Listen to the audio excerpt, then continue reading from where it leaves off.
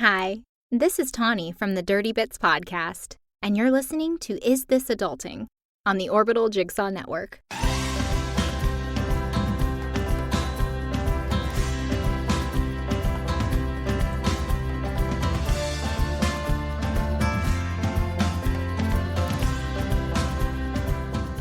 Hey everybody, and welcome to Is This Adulting, a weekly conversation between two best friends navigating adulthood as overgrown man-children. I'm best friend number one, Stephen Pappas. And unlike best friend number one, I'm best friend number two, and I did not have to say it multiple times. Do you have a name? Oh, I didn't say that part. Sorry, I was too busy insulting you that you messed up the first time or two. Yeah, My name's Chris. Hey. Apparently, we're all making mistakes, Chris. That's okay. Yes, wow. I did. That's a beautiful I did image, record isn't the it, intro though? Twice. What? Everybody does make mistakes. You know Everybody what? has those days. Yeah. Who would have thought? Miley Cyrus, for you. You had it right the whole time. She always has. Well, oh, even Crazy Miley was my favorite thing. Maybe I'm in the minority on that. I don't know. Also, I don't know why I said minority, like in a weird voice. Anyway, before we keep being weird, listeners, we are going to welcome our guest. We have another awesome guest on the show from the Know Nothing podcast, my personal enemy and, I mean, literally the antagonist to my hero as far as podcast canon goes. Eric Garner is here. Hey, Eric. Thank you for having me on. It's such a pleasure to be here among friends with you, Chris, and enemies with you, Stephen. yeah, Yes. I think I might not understand what's going on. Okay, so here's what happened. Eric, do you remember our lovely guests, Patrick and Kate from the Yes. See Here's the Thing podcast? Mm-hmm. Eric went on their podcast 2 weeks before I went on their podcast, and he gave such a stellar guest performance that they literally said, no guest can ever top this. And so I said, to hell with that. I'm going to try. And he sang their theme song. That's how dedicated he was. And I did everything in my power to write lyrics to the theme song, and I just couldn't. So I wrote a very long speech, basically bending the knee and saying that I would swear fealty to their podcast, very Game of Thrones style. And I gave the Game of Thrones oath and everything to them. I became hand of the podcast. He became minstrel. And ever since then, we have had a budding rivalry / romantic relationship online. That is just, I mean, everyone's watching. We basically are like the will they, won't they. We're the Ross and Rachel of podcasting. We are. We really are. I like this. Honestly, I don't even know how it happened. It was just such a blur. Like 1 minute I was on this podcast with lovely people, Kate and Patrick. They just got married this weekend. I saw some pictures. They look beautiful. Congratulations. And then all of a sudden I was in this fight with a gentleman that I had never met from North Carolina. And as a Canadian, I felt like I needed to say sorry. Which is part of the reason why I'm here. I want to formally apologize if I've ever offended you in any way. Whoa. he's formally apologizing for being better than me at podcasting. Hey, it is in our Canadianity. It is in our Canadian blood. What a word. Canadianity. Canadianity. Unfortunately, I can't take claim of that one, but yes. It reminds me of, have you seen the video? Is it really like this up in Canada, Eric? Tell us tales. Have you seen the video of the guy with the bear in his backyard? Yeah. Who's that was just awesome, like, wasn't it? hey, you bear. Like, could you please get out of my yard? Like, please? Wait, what? And the Is that bear a thing? turns and walks away, and he goes, thank you. I hope you've enjoyed my yard. What a friendly thing. Yeah, it was pretty cool. I would say yes, it is like that for sure. I was telling someone else on my show that Canada is like this. Canada is really polite. So, like, if you go to a store, they'll say please, they'll say thank you. They do say sorry about everything. I'm guilty of it. I say sorry all the time. But we don't want to be your friends. Whereas I feel think like you told me this on the podcast. Wait, what? Like I don't want you to come over to my house, but I'll be really friendly to you, but I don't want to be your friend. You know what I mean? Oh no, this is painted a different picture for me of what Canadians are like. Betrayal. It's so I have a story actually. I know Nice. this lady. She's from Africa, immigrant to Canada, and she would go to the store, and the clerk would be super nice and super friendly, and at the end of their interaction, she would always ask like, "So can I have like your number? Like we're friends now." She took it as like, we are friends. Oh. And the clerk would be like, no, like we're not friends. We're just really, really polite, but like don't come over to my house. Interesting. Okay, so what I'm finding out is apparently that Canadians are very similar to the American South. And that is, you're really, really Oh, sweet. bless her heart. Yeah, you're really, really sweet, but you actually hate them. Or at least some very, not necessarily hate them. I wouldn't say hate them. A lot of it comes down to, honestly, this. We're so friendly that we don't want to impose. So it's like, like I don't want to be your friend. I don't want to come over to your house because I don't want to be a bother. Because I'm that friendly. Interesting. So it's kind of weird. Like I just got back from Hawaii, and in Hawaii, everyone is like, I'm your friend. Come over. We're eating a meal. Come sit down. Come with us, right? In Canada, it wouldn't really happen that way, unfortunately. So this is what I'm imagining. What I'm imagining is me as a middle schooler or high schooler who was awkward and never really read the room correctly of like, wait, is this girl being nice to me? That must mean that she likes me. And so I can just see myself being consistently brokenhearted, thinking that I have these like pretty little Canadian girlfriends that made it weirder than intended. Dang it, why do I always go there? But I think I got myself a Canadian girlfriend, and then I don't. When I find out that, no, she was just being nice to me. And now you know my life from 7th grade to high school. Oh my gosh. Oh my god. And see, it's cruel. It is cruel. The southern United States, the South is so ingrained in us growing up here that I don't think anybody would question. I mean, the people that came to the meetup, Sarah and Stacy, they got to see we are exactly who we say we are on this show. Like, we are genuine here. I mean, I curse more in real life, but we're exactly who we say we are. And yet sometimes, every once in a while, that southern thing will get me. It happened not long ago. I was sitting at a restaurant with a friend of mine, and I saw somebody walking across the street that I knew but really didn't want to talk to because I haven't seen in years. And I was like, is that? And they were like, it is. And I was like, oh God, they're coming in here. Oh God, what? And it immediately shifted to, hey. Oh, yeah. You get it. How are you? I feel like we have a lot of so similarities. Nice. Canada has a lot of similarities in that way. I think I've had that experience a lot. Yeah, I think I definitely have to. Yeah.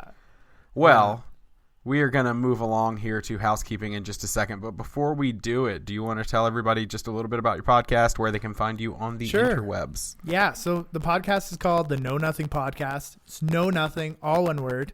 You can find us at knownothingpodcast.com. And basically, the whole premise of the show is every single episode, either myself or my guest try something for the first time. And then we talk all about our first experiences. So I actually had Stephen Pappas, our very own, on the show to talk about comic books. He being the comic book guru and me having never read a comic book. And it was an amazing experience. We discuss it, and that episode's actually coming out the day before this one, Wednesday, November the 1st. Nice. And yeah, but I mean, we talk about a lot of different topics, from music to positive psychology to books to I wrote a poem for the first time in like ever since like high school, when I wasn't like forced to. That was a really cool experience. I talk about my love of the Cleveland Browns, and I tried to convert my friend into Brownsdom.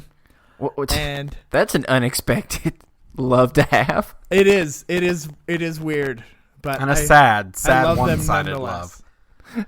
I know Someone has to, Eric. So I'm glad you're doing that for him. That's such a Canadian thing to do. It's the You're being kind so Canadian polite. in him. It is. It all comes down to my Canadian roots. I must love them because I just hate to see them lose. But yeah, But they it's a can never great come to your show, house. and if you come on by, I'm sure you'll love it. So KnowNothingPodcast.com. You can check us out there. I'm on Twitter, Know Nothing Pod, and Facebook. So check me out. Woo! It's good. Especially that guest that's going to be on the most recent one. He's a stud. So Anyway. good. So good. Well, it's time for housekeeping. I know Chris is excited. I can see it on his face. Everyone is jumping up with anticipation. Yep. It's relatively short housekeeping this week, if that makes sense. Yeah, now I'm excited. Yeah, now Chris is just... I'm not going to say that.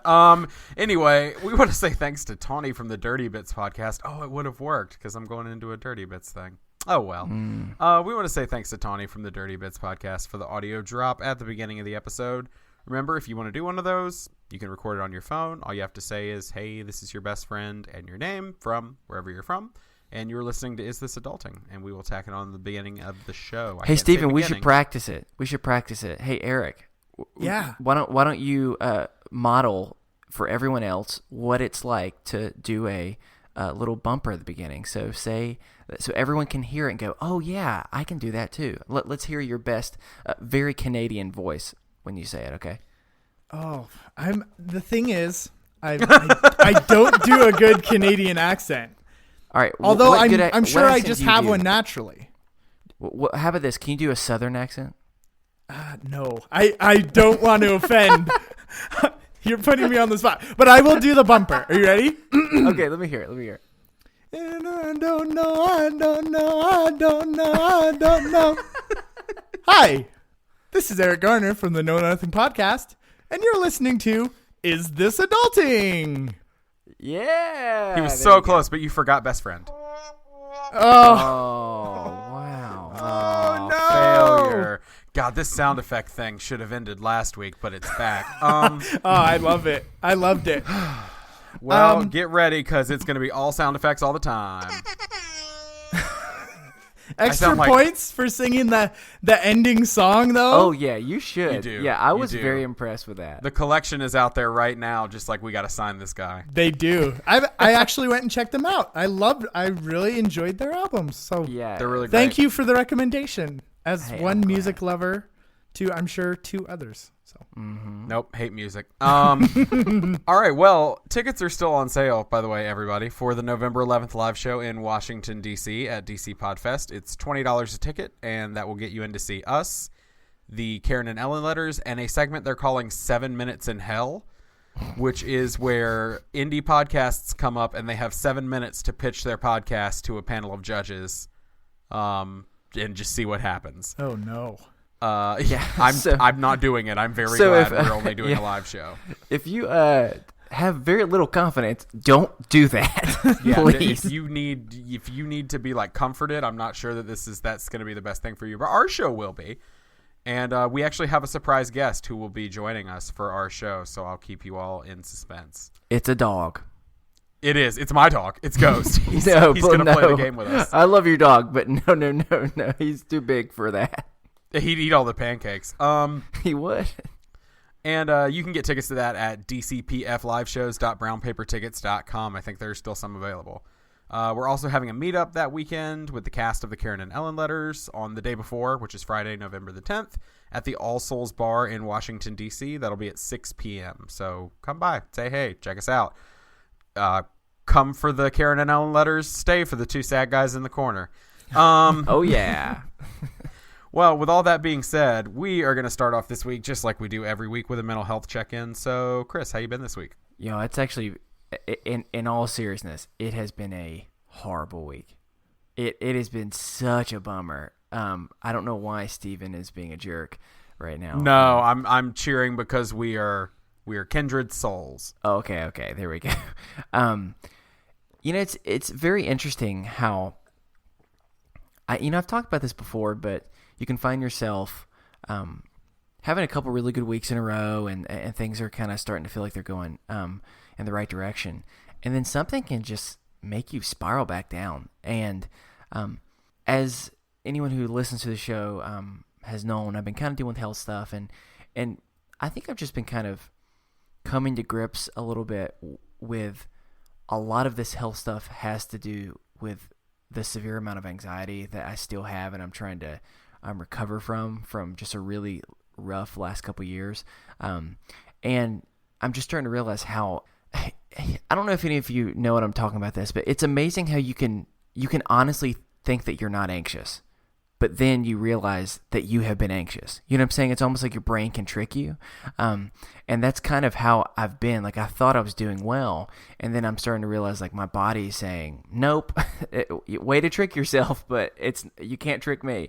And so I just, this weekend in particular, for no real reason, I just found myself being really sad. And I was able to spend some time with friends, and it definitely helped, but it was one of those type of just stints of sadness where being around people helped make it not go too bad, but it didn't necessarily fix the issue. I just was kind of quiet and hung out. And as anyone who has listened to this podcast knows, me and quiet usually aren't two words that are used even in the same paragraph, let alone sentence. And it's probably a pretty strange thing to just see me be really quiet and just, I don't know. So luckily today's been better, and I've been looking forward to being able to record today. Just because, I don't know, I've just not had much inspiration. I mean, that's the best way I can, really say. It's just, it's sucked. And it's the worst part is when it sucks and you don't know why. Because and maybe not everyone is, but I'm definitely a personality that likes to try and fix things. And so if it has something to do with me in particular, I try and fix everyone else's stuff too, and I have to constantly be reminded, calm down. That's not your role. Let them go through their process. But so it's when it's me, I'm ready to fix me all day long. You know what I'm saying? Like, just get it all fixed. And when you don't know where to even begin, it kind of is hard. So I've gone through a rough week. That is true. But I'm just trying to stay positive and, just take one day at a time. That seems to be the only thing that's kind of helped. And random thing that's been kind of fun. A couple of my friends got me and my wife into Minecraft, which I know sounds crazy because Minecraft has been around for forever. But I've never really been interested in it. And then surprisingly, it's actually coming at a really good time. Have you ever seen a lot of adults, not just kids, but a lot of adults color? It's like a really therapeutic thing for them. And it's been, I do that. I've tried it before, and it's okay for me, but it hasn't worked completely well. But this has been really therapeutic. Just building something, and it's somewhat mind numbing, but it's also, you're able to build something and it feels like a small win, And when you're looking for a win, sometimes just knocking down a tree and then building a stupid little house can make you feel better. Or in my case, I took my favorite soccer team and I'm currently building an entire soccer stadium. So that's pretty obnoxious, but it's actually been really therapeutic. So that's the one thing. Are you actually mining the resources? Oh, no. Yeah, I put it on God mode and just build things to the sky, and it calms me down so much. Yeah, that's exactly what I'm doing. That, and my wife got lost one time when we were trying to do it, so I had to build a huge 700-foot wall, and then I covered the whole thing with torches before she finally was able to find me, and then she accidentally dropped lava on top and became just literally a 700-foot lava pole that we can't really get rid of now. So yeah, it's been fun. There's been a lot of crazy stuff going on in the German household. Not really, but at least it's been making me feel good. So I'll stop talking. Eric, how's your week been? My week has been actually pretty good. Good, man. I think I was telling you before we came on, I've been taking a break from social media. And that has really just helped me to kind of center my life and kind of find balance in it. I just find I'm the happiest when I have balance in my life.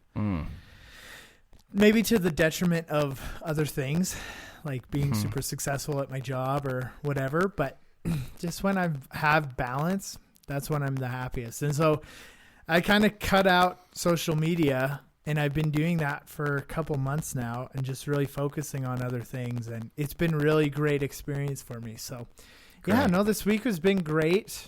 I'm sitting here talking with you guys. So, I mean, this is like the cherry on top, really. Halloween's tomorrow. I've got a 2-year-old that's dressing up as Dorothy from The Wizard of Oz. So she's excited. Very excited. So, yeah. I do have a quick question for you. Yeah. Okay, so as a parent, me and Steven are not parents. Okay. As a parent, every single year at Halloween, I think about this, and this should probably be a whole topic in itself at some point. But how do you feel about just taking your kids to random people's house and they just give them free stuff? I don't hate it. Is it weird? No, because I'm going to eat it. So okay, that's true. I mean, at this point in her life, she's 2. And so the way we're doing it is we're basically just going to like grandparents' houses and close friends. Okay, that's a good point. Things like that. She's 2, so she's going to tuck her out pretty quick. We might do like our immediate neighbors that we know. And then that's basically it. So we're not doing a lot of trick or treating tomorrow, but it will be fun. Can I admit something to y'all? Yeah. So Halloween will have already happened by the time that this comes out, but me and my wife are like hardcore considering just like turning out all the lights up front and just kind of hiding, just because I don't want to even get candy because I know I'm going to eat the majority of the candy, and I don't want to just go and get the random crappy candy that we won't eat, because then it's just, you feel bad because you're like, here's a bunch of it, but I know that you don't want it and I know that we don't want it either. And so part of us, because our dog also freaks out whenever like people come to the door, we're considering just like hiding in the back and just hoping that no one sees us, which I feel really bad about. I think for like the first 3 years of our marriage, that's what we did. Me and my wife. Okay, we good. just That hid makes out me in the feel better. basement and turned off all the lights because we were too cheap. We were going to school at the time. I can justify this, okay, people? Get off my back. Hey, I can't, except for I don't want to eat the candy, and I will eat it all. That's fair. Well, that makes me feel better. Good. Yeah. Well, Stephen, you seem to suggest that you've also had a rough week. Is that true? Well, no one sent me a negativity. Nobody sent me a negative. God, I can't say negativity, dude. I'm exhausted. Okay, no one sent me Steven, a negativity just wait. corner jingle. As minstrel of the See Here's the Thing pod, I feel it is my duty to help you out. Are you ready? All right, here we go. Dun-dun-dun-dun. This is Steven Pappas. He's your best friend. Dun-dun-dun-dun. Every week he is in Negativity Corner. Ba-dum-dum. I like it. Can we say that you just you took something and made it beautiful? Oh, it didn't rhyme though. Points off. No, it didn't. Points off for no real rhyme. poetry doesn't need to rhyme. That's right. I learned that in my poetry podcast episode. All right, sorry, shameless Steven. plug. No. Yeah, we don't need that. We don't need to take any more. Sorry. Please share with us. Yeah, no, I've just not been good. I'm exhausted, if you can't tell. You may be able to hear it in my voice, listeners. I'm turning it on. I'm turning it on for y'all. But I have slept like maybe 7 hours in 4 days. So I'm just like way out of it, and it's starting to affect me in a not pleasant way. Sure. But guess what I found out it's time for after we recorded our last episode? What? It's time for another meds adjustment. Nice. Again. I don't want to do it again, man. Jeez. I'm really frustrated. I have to up Oh, that you actually are adjusting. Oh, I thought you were just giving again. us an update. Okay. No, yeah, it's time for another. No, it's not an update. It's a new meds adjustment. Oh, I'm sorry, man. Doing that again. Same drug, just upping the dose. And then I'm not getting off of the ones I want to get off of until after December because she refuses to take me off of them entering the holidays for the first holiday season after losing my dad, even though I want to be off it. So I'm frustrated with that, and it's just been a roller coaster of a week, and it's put me in a real bad spot, and I don't talk to people about it. I put on a really good, I'm just like spilling my guts on the podcast. Here we go, guys. No, I'm like a really good at pretending that I'm all good be it on the podcast or on social media or on whatever. I'm really good at pretending that I'm doing all right, but I'm not doing all right. And it's to the point that I held it in until I exploded on one of my friends this morning. And that friend is wonderful and loving, but also very tough loving, and basically exploded back on me and said, "You're being a child. You're being shitty, and you need to learn to own when you're not upset rather than ignore it and bottle it up. You need to talk to somebody, because if you don't, then you're just wallowing in it and not accepting progress. You're not moving forward if you're just going to sit there and say, oh, well, I'm not going to talk to somebody because X, Y, Z. Because that's all I do is make excuses for reasons not to talk to people. And so I've been toughing it out for everybody else, not dealing with my own stuff. And it just reached a boiling point. And so, yeah, I'm not doing great. I'm tired. I'm exhausted mentally. I'm exhausted physically. Just got to get through the next couple days, hopefully, and I can get some rest. But yeah, it's been rough. I will say the bright spot of all of it has been the most exhausting thing physically to me and mentally. But was also the best part of this last week was I got to spend one 15-hour day and one 14-hour day with 40 of my wife's students. And it was amazing. It was great. Parts of it were miserable. Parts of it were awesome. But she's got a great group of kids. And, I mean, you know this about me. It's why I volunteer with youth. And I volunteer with different groups of young adults. Like, I have a special place, like, in my heart for, like, that age group. And, like, helping them and talking to them and, like, being a part of their lives. And so, for me, that was really fulfilling in a good way. It was exhausting, but it was fulfilling. I actually probably my topic next week will be relating to that. And just some observations I've made, both serious observations, kind of like you did with Disney World, sure. Both serious observations and some funny ones that I've realized being a grown adult now, chaperoning a high school trip instead of being on a high school trip. Oh gosh. So I've made some interesting observations, so I will probably bring those to the table next week. But yeah, no, overall not in a good spot. I'm trying. I got a fire lit under my ass today that I need to actually move forward. So I'm going to try, but, it's not always that easy. Yeah. Well, I'm excited to hear updates on, what the conversation today with your friend will like lead towards, Yeah, hopefully something good. Cool. Because it's one of those, I've got two directions I can go in, and I can't go much further in the other direction. So I need to pull up on the gears while I can.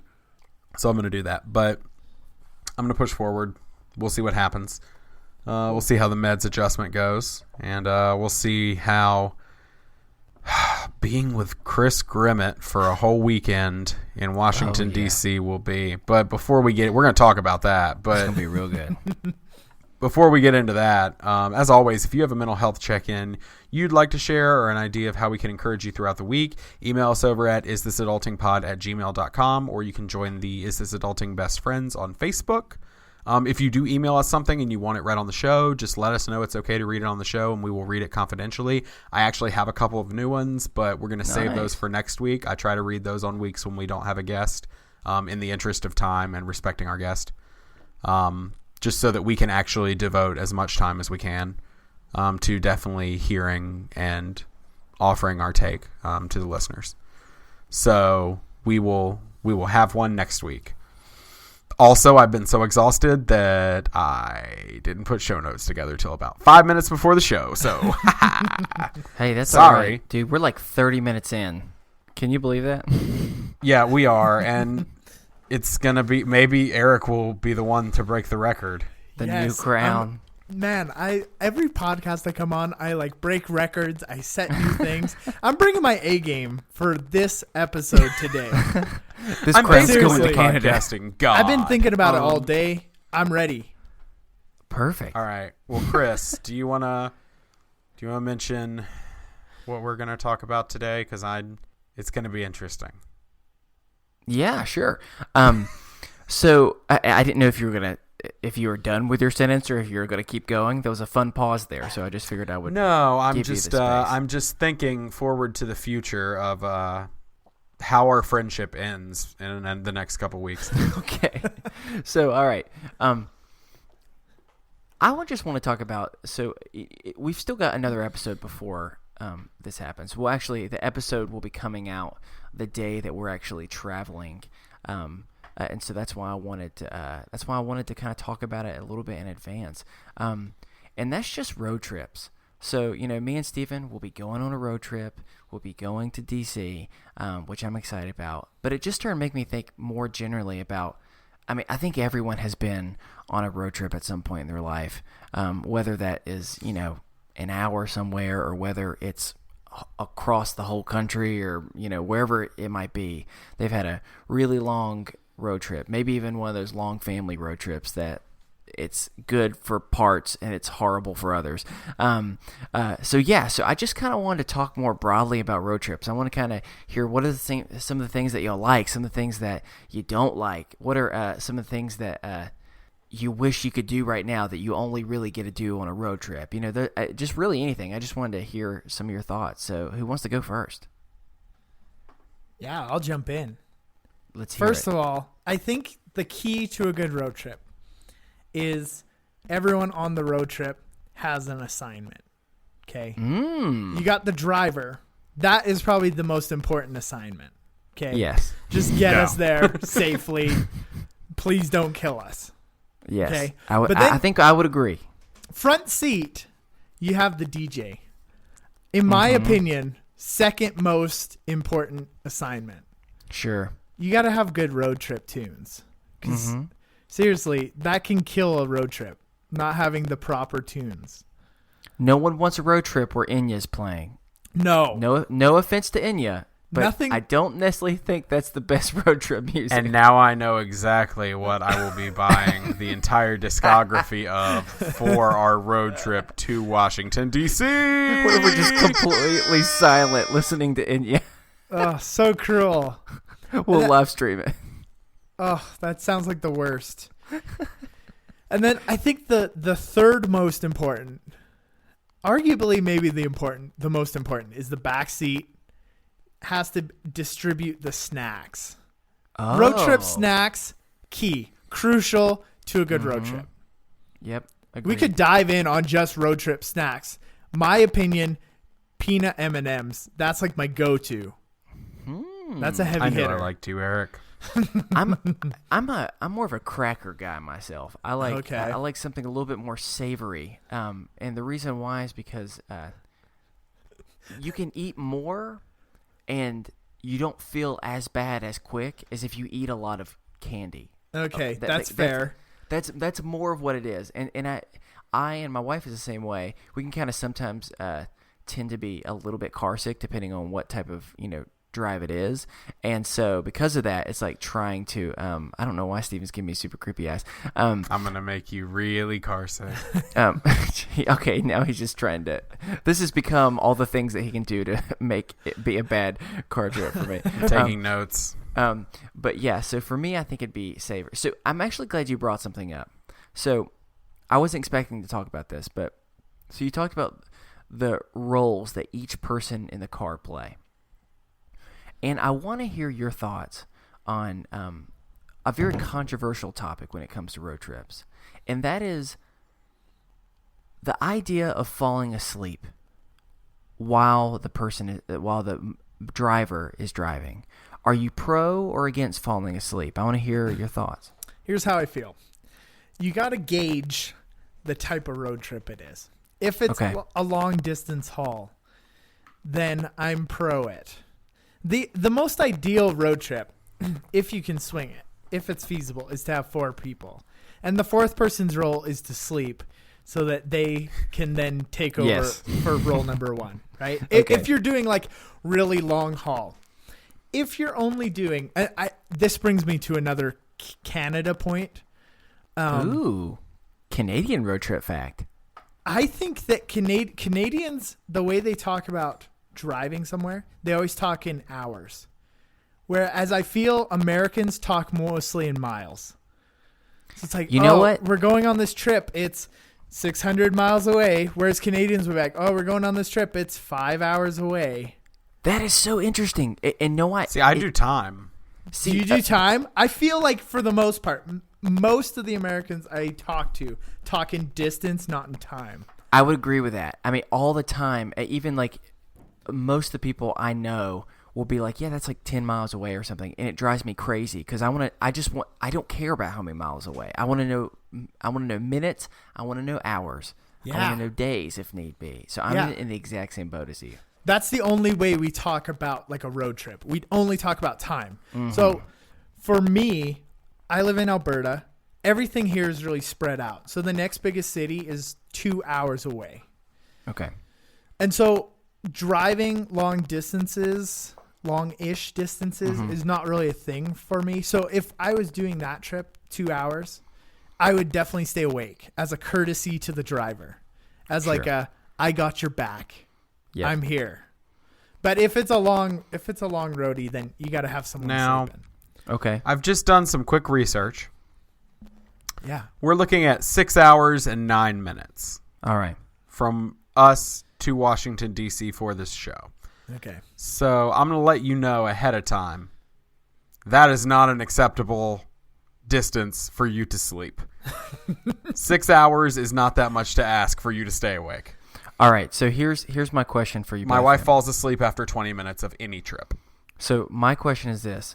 So let's say it's a car full of people. Everyone else is asleep. You're the only other person besides the driver that is still awake. Yeah. Do you go to sleep? Yes or no? No, it's your responsibility to stay awake and keep the driver company. Yeah, you got to have at least 2 people awake at all times. Okay. Which sucks for a 2-person drive, right? That's what I was hoping you were going to say, because anytime I rarely sleep in the car. Not because I don't want to, but because so often other people take advantage of that kindness and they fall asleep, and I refuse to ever leave a man behind. And so because of that, like I said, I mean, that's why I kind of consider myself, whether or not I'm in the passenger side seat or not, I consider myself like my main job is to keep the atmosphere in this car hopping at all times so that no one gets so sleepy that we're in danger, because it's a lot to ask the driver. Yeah, agreed. Especially those really long ones, or when you're coming back from a trip and everyone's exhausted. Those are the worst ones. Okay, that's good. The worst. That makes me feel better, because I was just wondering, because I have people in my life too that they'll fall asleep and you're just being like, what are you doing? How cruel could you be right now? Now, I've learned we do differ in opinion on one thing. I don't think the person in the passenger seat is the DJ. I think they're the navigator. They're the navigator. I just feel they like give me directions, because the thing is, welcome to 2017. Yeah, I just feel like with GPS, it's Oh, Christopher, it's going to become an interesting trip. Because since the anxiety has taken hold, I have very specific stints of trips that I can only listen to certain things, or else I will have an anxiety attack. So, like, Katie has just learned I'm in control. So what an interesting trip it shall be. Wait, then why would you want to be in control of the directions? No, the directions don't bother me. It's what like my brain is processing. It's the music and the podcast or whatever I'm listening to is what causes my like stress level to either be high or low. What? No, and that's fine, but I'm confused. What does that have to do with... We're going to get in that car and Chris is going to be like, I'm DJ, and we're going to have a problem. Oh, I don't care. Well, no, that's fine. In a 2-person scenario, those roles can be reversed or swapped. In that instance, this will be a 3-person scenario. Surprise, Chris. Actually, you knew that already. Yeah, well, actually, I mean, what's funny about the whole thing is, so I always mess up car rides anyway, and that's because, like, I listen to music, but I am notoriously known for having very long road trips where you don't even listen to anything because we're having a conversation the whole time. And I'm not saying I'm proud of that. I even acknowledge I'm totally being that guy sometimes. And the person's just like, give me a freaking break. I'll listen to Enya instead of listening to you right now, Chris. I know that I am that person, but the fact is I am. Like, seriously, I have gone on, like, Steven, you're saying 6 hours? Is that what you're talking about? Yeah, 6 hours. 6 9 hours minutes. is Plus driving in the city and stuff. I'm assuming we're looking at about 7 hours. Fine, 7 hours. 7 hours is a completely normal experience for me to totally never listen to music in the whole time. Oh, no, thank you. And like I said, often I'll do it without meaning to. And it'll be a combination of sometimes serious, sometimes goofy, sometimes in between. Just talk about everything. I guess that leads into my other question I wanted to ask. Your thoughts, both of you in general, about long, like, road conversations. I love it, honestly. You were shaking your head. I thought it was going to be like, hate it. Music. I love it. It's so good. I mean, I've had some of the best conversations of my life on the road. I think it's just because you're forced into that situation. You're in small confines. You can't not talk. It's kind of weird. I intend to ride in full silence. But no, I mean, the car conversation is so good. I think the music is definitely secondary to the conversation. There comes a point, especially in a long road trip. So I have family in Utah. That's about a 12-hour drive for me. So there comes a point where conversation's done. Sure. It's done. That's true. Now it's music time. It's got to happen. And that I'm cool with. There's a point where even I, believe it or not, would prefer to not talk and just relax. So that's fair. That's the main thing, because I'm in the same boat with you, though, of where when I think back about some of my most enjoyable conversations, they've been in cars. You know, and there's just something like really hypnotic of just you're on a long stint of road, and you know you're going to be in there for multiple hours, and you're just able to have serious conversations in a way that it's just weird that you wouldn't have had if you were just hanging out and you had the ability to watch something on TV or you're out to eat somewhere. It's just a different experience. So, I mean, I'm with that. Steven, you seem like you have an opinion. No. I mean, I do have an opinion. I mean, I'm fine with that. I'm good with conversations. I joke a lot. Like I was trying to come up with some sort of joke about how there's going to be all sorts of news all over the Facebooks about how Is This Adulting broke up on stage at DC Podfest because they couldn't handle it after the road trip. But I mean, a lot of what we talk about on the show is stuff we used to talk about riding around in the car. Yeah, you're also describing it as if we have never been on a road trip together. Yeah, exactly. I mean, we've been on many trips together in the car, whether it be for 2 hours or 5 or 6 hours. I still remember riding to the beach with you. I don't remember why, but we did we stayed for 30 minutes and turned around and came back. Y'all, actually, can I say that I'm going to brag on myself for a second? This is one of the few moments. Oh, of me it was a romantic thing. Yeah, it was actually one of my few sweet things.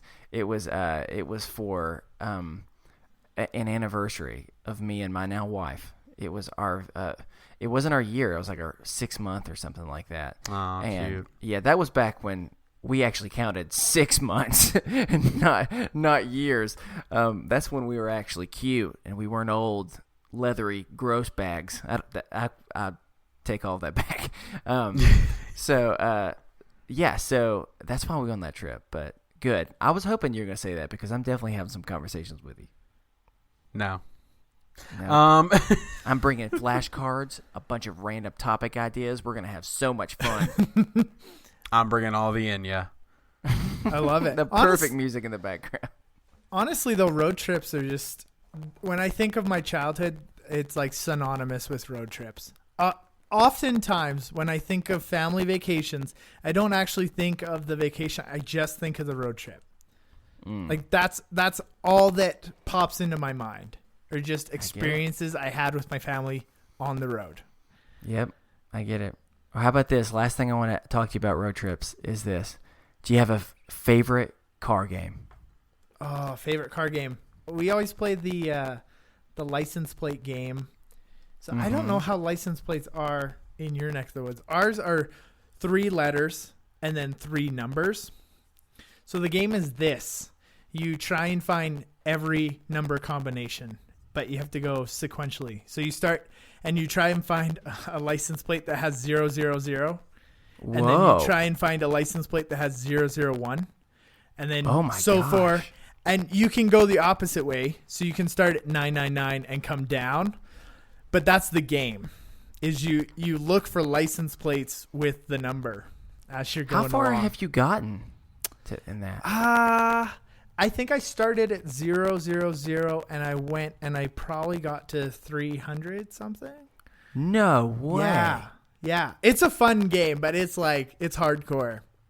Yeah, I mean, I'm sure after that your eyes are like fried from all the focus that you were doing. You don't just do it on the road though. You do it for like the whole trip. So you like say you get to a place and then you're at Target and you're just walking down and you're just scanning all the license plates, right? Okay. So it's not just the road. It's also like just for like the whole trip. That was like a silly game we used to play when we were kids. Of course, there's like Punch Bug, right? Mm-hmm. I don't know. They call it different things. Yeah, no, that's what. Is that what you guys call it? Mm-hmm. I can't remember. Oh, we used to call it Volkswagen beat the shit out of each other. I think they used to call it Slug Bug up here. Slug Bug. Like a Volkswagen Beetle. It makes sense. Bug. It makes sense. It sounds like the villain from Willy Wonka. I think that's Slugworth. Nah, I know. Oh, I know my Willy Wonka. Well done. Steven, how about you? Do you have a favorite car game? I don't really play games in the car. Maybe I'm lame. Like I don't know. The closest thing we ever did was we would count cows. So like you could only count the cows on your side of the road when we were like in like back country and stuff, and we would be riding through. And so it's a matter of like who had the most cows in their trip. Fun place to play that game, Africa. Mm-hmm. Well, I was just imagining there's like just cows in the road, so we have to fight over who gets to claim them. I was imagining the complete opposite. I was imagining like you were playing that game and you just were like really young, so you didn't fully understand, and you're like in New York City. It's like, Mother, there are no cows here. That's how I spoke as a child. Yeah, it was really interesting. He grew out of it. It was a phase. Right. Well, it's really between 2 games. I went back and forth. One is the name game. And I don't know if you've ever played the name game or not, but Steven, I'm sure you've played it with me because I usually force people to play in the car. Like Chris, Bo, Bis, Banana, Fana, No, that's what I thought too. No. So let's say like someone picks a name. So let's say I'll pick Stephen Pappas. And so Eric, you would have to pick a name that starts, the first name starts with the first letter of Stephen's last name. So you have P. So you might say Peter. Peter Andrews, I don't know, just someone random. So then I would have, or Stephen would have to do with someone that starts with an A, and we go back and forth that way. But if someone says a double name, like Peter Pettigrew, for instance, from Harry Potter, then it switches the other direction. And so you're trying to get each other. My favorite part is when you're able to go back and forth. Like there's a lot of double R's or a lot of double S's or something like that. And so you're able to go back and forth quite a bit. And you're trying to see who can win in the battle. So I really like that game. And the other game I really like is kind of a variation of your license plate game that you're talking about, Eric, where it's pretty much just the alphabet, where everyone is trying to race to get to Z. And the way it works is any word that starts with the letter A and you call it, then you get to go to the next letter and find a letter or a word that starts with B, and everyone else has to keep trying to find another one with A, and you're racing the whole entire time. The only problem is once you've done a word, no one else can use it. And so that's why you can't just say, if someone says exit when they have E, then no one else can use exit, so it makes it harder. Mm-hmm. And it's a really, really fun game. And it starts getting really competitive at the end when like someone gets like 4 ahead of you, but then they get stuck on like X, and so you're able to catch up, and so it's like a big race, and it's just, it's a whole lot of fun. I need to try that. So y'all that should one. try it. Yeah, you should try it. It's really good. That's my next road trip experience for sure. Perfect. Good. I promise you, it is a whole lot of fun. I like how I'm sitting here, and maybe it's because I'm tired, but I'm sitting here just like, I just want to listen to music and hang out. Like, Well, fine then. Steven, speaking of music, I think it's about that time. No response? Is it that time? I mean, you must Sorry, be tired. I My didn't know. goodness, you just I thought you were just going right into. Oh, hey, I think that you just fell asleep. You were just. I was waiting for your response. Sorry. Okay, it's time. There we go. Thank you. That's better. Thank you. Well, Eric, congratulations. You're now able to finally play a game with us. I know for anyone who has listened, they understand how much I love games and how I'm always excited to have a new person join me.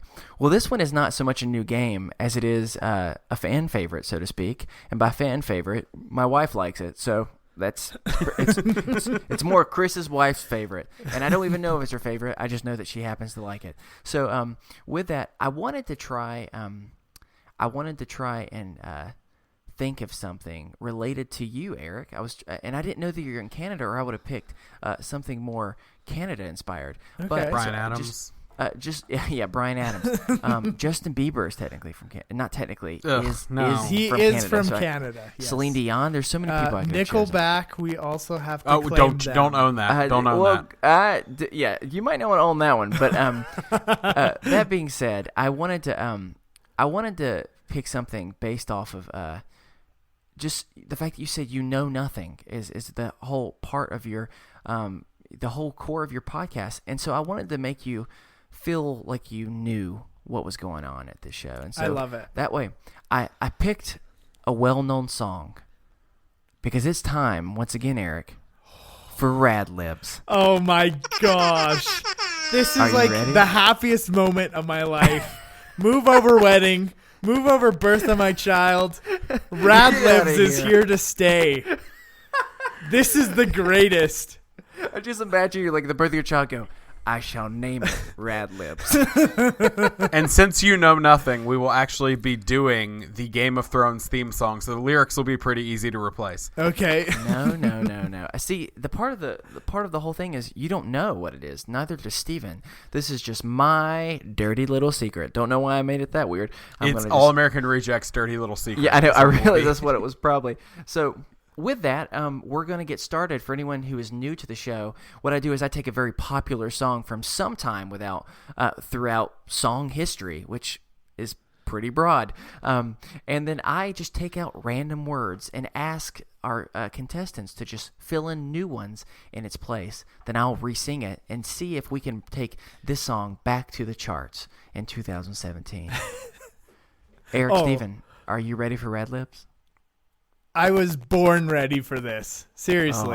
I'm excited. I Move over, so. Eric's family. Here we go. So, Eric, since I think this works out well for you, actually, because this is the perfect representation of you right now, and that is, I want a very strongly felt emotion. I'm going to go with joy. Joy. Hey, Joy. Yeah, that is what I'm feeling right now. Okay, perfect. I think that's great. I like it because this grammatically it doesn't make sense, but that's even better. Sometimes those are the best ones. Oh no. No. That's 100% my fault, and so I actually like it better when it's that way. All right, so Steven, you are up. Let's see here. Something that you do every day. There's a lot of things I do every day. Well, you can pick any of them. I'm gonna go eat. Solid. Wow, the creativity that must have gone through your brain to come up with such a powerful What do you want, word. Chris? Do you want shit? Is that what you want? I kind of do, actually. Okay, then yes, shit. But it has to be you. You have to say that word, That's fine. not poop. That's fine. All right. All right. Let's see here. Hey, Eric, why don't you give me a skill that you'd really like to learn? Juggling. Insta skill. Yeah, I mean, wow, that didn't take you long at all. No, All right, I've thought a lot about that question. Well, good. I'm glad. Steven, maybe you've thought a long time about this one. Can you describe to me an unforgivable act? We do have the explicit tag, right? Okay, let's be cautious An now. unforgivable act. Be as specific as you like. As specific as I'd like? Yeah. Ooh, interesting. I'm going to say insulting Boy Meets World. Oh, yes. That's So pretty much good. yes. That's good. I like that one. Yes.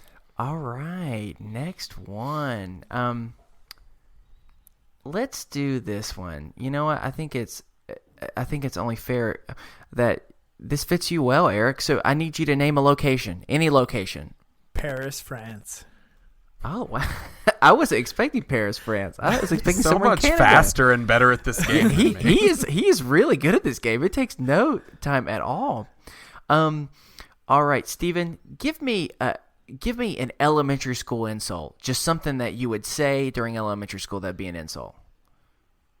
Butt face. Solid. Hey, I like that one. Mhm. All right, let's do. All right, Eric, I want a verb that ends with ed. Rowed. Like Ro- I rowed a boat. I rowed a canoe. ROWED. Okay. I was like, W-E-D. I rowed Ro- my canoe. okay, road. Okay, road. Yeah, that works. Steven, give me a character trait that you have. See, if I go stream of consciousness, it's a much more filthy song, so I have to actually think of things. Character trait that I have. That's filthy? Oh, yes, Chris. Some yes. secrets I'm not aware of. Oh, I think you're very aware. Mr. Gray, no. I didn't know that you were here on the Character podcast. trait that I don't know. I'll be honest. Loyalty. Oh, I like that. Okay. All right. How about this, Eric? Name me something embarrassing to leave at an ex's place. Embarrassing to leave. Obviously, you got to go underwear. I mean, that's a layup, right? Underpants. Yeah, that would underwear or underpants. Which one would you prefer? I'll say underwear. Okay, that's good. Sorry, I was quoting Boy Meets World. All right, Steven, give me an emotion. An emotion, just arousal. Oh God, that works. To a level that I was not prepared. Love you. All right. How about Eric? Why don't you give me a type of movement, whatever that means to you? Thrust. Yes, it's happening. It's all unraveling. It slowly is. Steven, give me an quickly. amount of time. 3 minutes. Okay. So specific. I like it. All right. Hey, I'm going to make the Canadian do this one. Eric, I need you to describe a way that you would try and hurt someone. Three Stooges eye poke style. Classic. Eye poke. right. You can just use eye poke. Eye poke. Let's hear. No. I'm gonna do exactly what you said. Okay. Three Stooges eye poke. Three Stooges eye poke style. Oh yeah, you're right. And then classic was the next word. Steven, all right. Tell me a way that you might describe your lover. Just a real. That's an intimate question. No, you don't have to specifically your lover. Just in general, a way a person might describe their lover. Unlucky. God. No. I will say, this is so uncomfortable. Hi, Mom. It doesn't have to be your lover, Stephen. Don't make me How do uncomfortable. people describe? I don't like the way that we're using the term lover. I know that's why I used it. Sensual. I like that a lot. All right. Eric, why don't you tell me something inappropriate to do at work? Something that is inappropriate to do at work. Moon the boss. Moon the boss. The short-lived television sequel to Who's the Boss. It was terrible. Some of this is working pretty well. Steven, give me a household item. Immersion blender. Hey, I like it. Well done. You know what? I often give you crap for not being specific enough, and I'm gonna be real specific from now on. And I know. I think that's why it's okay. All right, Eric, give me a collectible item. Oh, Barry Bonds rookie card. Okay. I don't know how collectible it is, but yes, someone I'm not sure anymore. is collecting it. Can I just tell you? Can I tell you that some of these, me trying to fit these like just syllables into a sentence, it's gonna be great. All right, Steven, how about I asked Eric this earlier? How about you? An action that you wish you could do. Just in some type of action that you wish that you could do. My brother and me fan of me wants to say fushigi. Yes, so good. I don't wish I could do that though, because I'm not good at things like that. I'm gonna say that I wish I could. This should be easier than it is. Well, yeah, I wasn't prepared for. You know what I wish I could do, Chris? I wish What? I could vacuum well. That actually is going to fit very, very well. All right, we're getting close. We only have a couple more. Eric, give me a universal skill.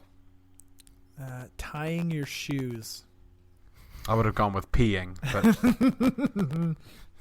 I don't know if that's a skill. You're kind of bored. I guess you're. oh, it's a skill when I'm doing it. All right, Steven, and to end it up, something a loved one would do that you'd be proud of.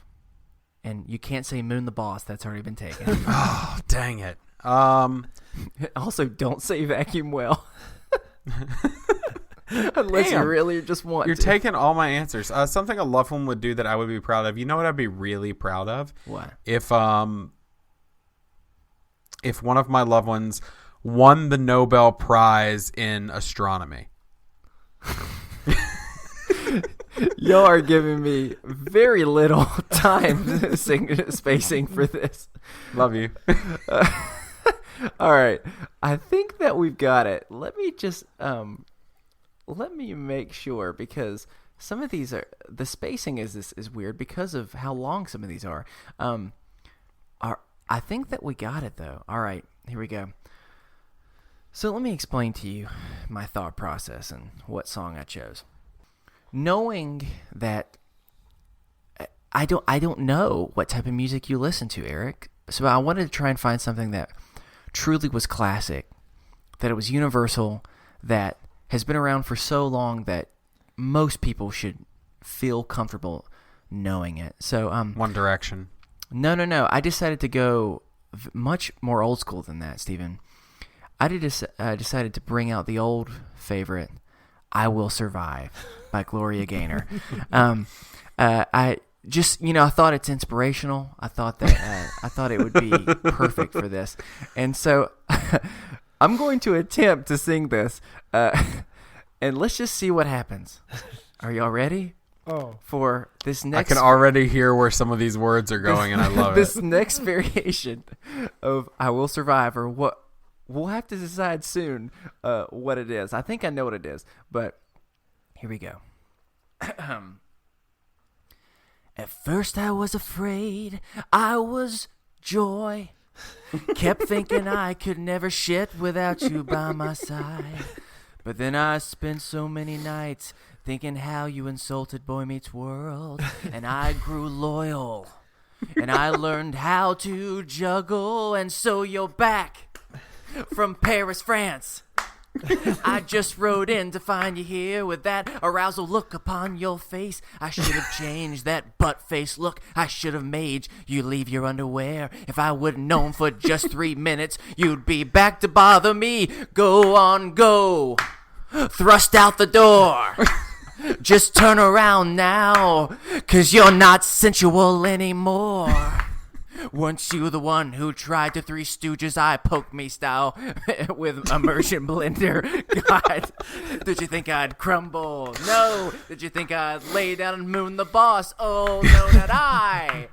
I will vacuum well. Oh, as long as I know how to tie your shoes, I know I'll stay alive.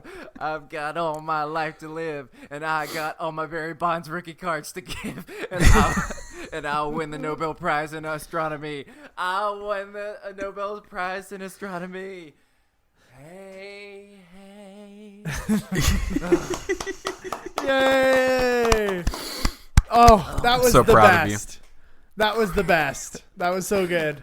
I love Oh, no, thrust not out the I. door. I will vacuum well. I love vacuum well. I loved it all. It was so good. Oh my gosh. Seriously though, weren't you the one who tried to Three Stooges eye poke me with an immersion blender? That's serious an attack. Yeah, that's rough. That's you could do hard time for that. Oh, that's deadly. Wow. And Oh. oh my gosh, some of those I'm going some through of the this stuff same worked really feeling. well. I'm going through the same feeling that I go through every time we do one of those, and that is my jaw hurts from smiling. Me too. Well, I'll make sure to let everyone know that I'm trying to do a better job of posting our show notes now on our website. So I will make sure to include this week's Rad Lib. So if you want to try it out with your friends, you're more than welcome to do so. Just go to our website, isthisadultingpod.com, and it's going to be in the show notes.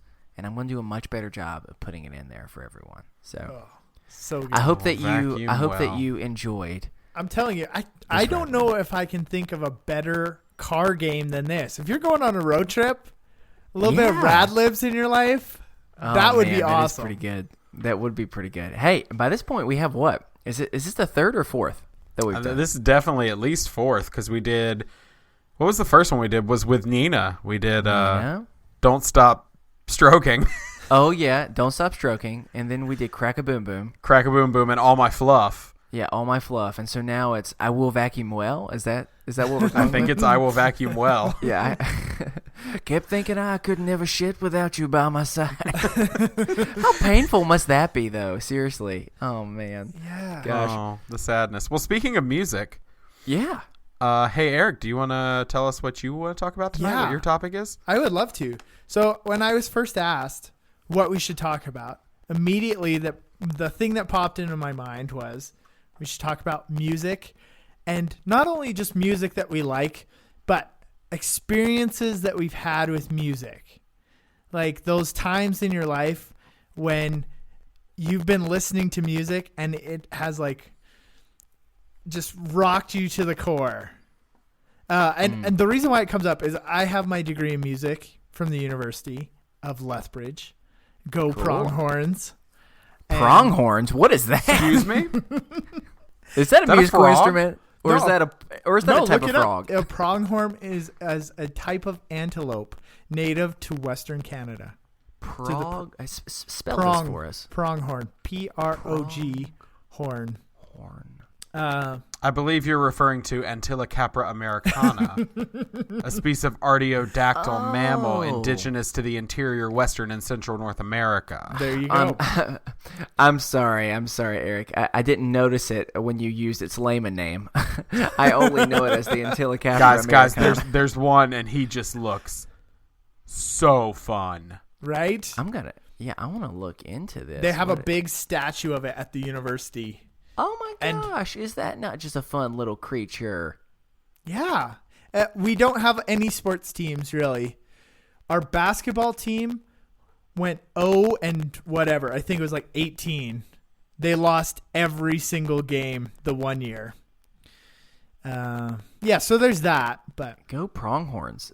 I'm all about. I'm sorry, actually, that's the incorrect name. Go. What is it called again? Antilla. Oh, I believe that you're again referring to Antillo capra americana. Of course. I was just testing your The knowledge. I would species never of have forgotten. artiodactyl mammal indigenous to interior western and central North America. yeah, I'm come actually on, kind of guys. sad. I'm kind of sad that we didn't have that word in our vocabulary. during the rad lib, because I would like to have seen. I just wrote in to find you here with that Antilla Capra Americana look upon your face. Sorry, but keep going, Eric. Yeah, so anyways, I have my degree in music, and music has become just a huge part of my life. And I just feel like I've had so many experiences in my life when I've been listening to music, and it's like just opened up my world.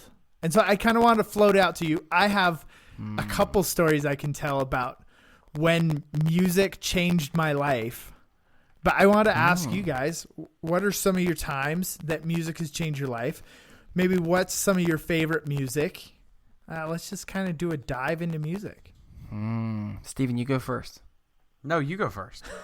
No, I want you to share your story about. Are you going to share your iPod adventure that you did? Oh, yeah, I can do that. You need to, because it's such a cool thing. Okay, so I had an iPod. I guess they call them iPod Classics now, even though iPods don't exist anymore. They're not making any more new iPods, which is weird.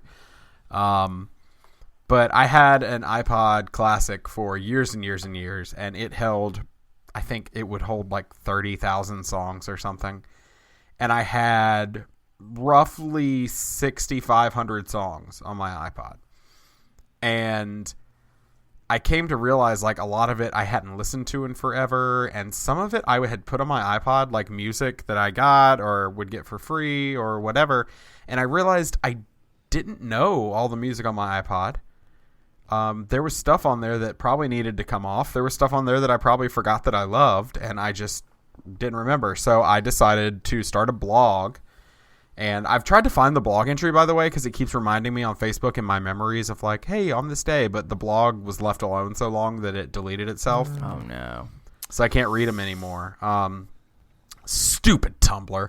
But I started a blog, and I started a song list, or at songs alphabetically. And I went from the very first song to the very last song in alphabetical order for 6,500 songs. And I was allowed, over the course of the time it took me to listen to the iPod, I was allowed 3 skips. So I had to strategically place the skips because I had like a 60-minute TED Talk type thing on there. And I knew I didn't want that. And so I strategically placed a few skips looking ahead at the song list. But other than that, I was not allowed to see what was coming next. And if I had multiple versions of a song, I had to listen to them. Nice. So for someone like me who has all the live albums and all the demo albums and everything of certain bands and artists like Ben Folds or the Avett Brothers, I heard the same song 5 or 6 times in a row sometimes. Yeah. And after I got done with each letter, I would write a blog post and talk about the 3 songs that I forgot how much I liked, the 3 songs that are the worst and that I'm going to delete, because I had to delete 3 songs per letter from the iPod, except for letters like X that had like 1 song. But I did that. It took me roughly, God, how long did that take me? 3-4 months? I mean, yeah, and it was, and you were like trying to find ways to get through it. You know what I'm saying? You were like, I'm just going to go and play video games for 4 hours so I can play video games and have this listening. Just, I mean, because think about how many ones he had that just started with the word "the." You know, like it was just, it was crazy. And I mean, I would or love. Sometimes I would sit there with you and just kind of listen through some of them. And here's the thing: is like, it's not the only reason I was doing it, but trying to get through that at a reasonable pace so that I could go back to listening to whatever I wanted. Yeah. Because I was not allowed to listen to any music outside of it either. Oh, yeah. That needs to be clear. Yeah, I couldn't listen to anything outside of it. I couldn't listen to anything on the radio. I couldn't put the radio on. I had to listen to the iPod. Well, hold on. Let's just clarify real fast. There's not a invisible Hunger Games like force that was forcing you. These were rules that you came up with, but you wanted to stay strict to them. So that's right. Yeah, and I did. Yeah, but you just kept saying I couldn't do any of this. They wouldn't let me. So I was making sure everyone knew what was going on. Wow. Yeah, and I had a whip. The main thing I did to get through it was I went to the gym. Yeah. And there were days I went to the gym 2 times a day. And I was just trying to get through. I would make sure I ran for a minimum of an hour just to get through an hour's worth of music. And I'll tell you, like, sometimes that was really easy because I'd hit a stint of songs that were great for running. And then sometimes I'd hit, like, Enya.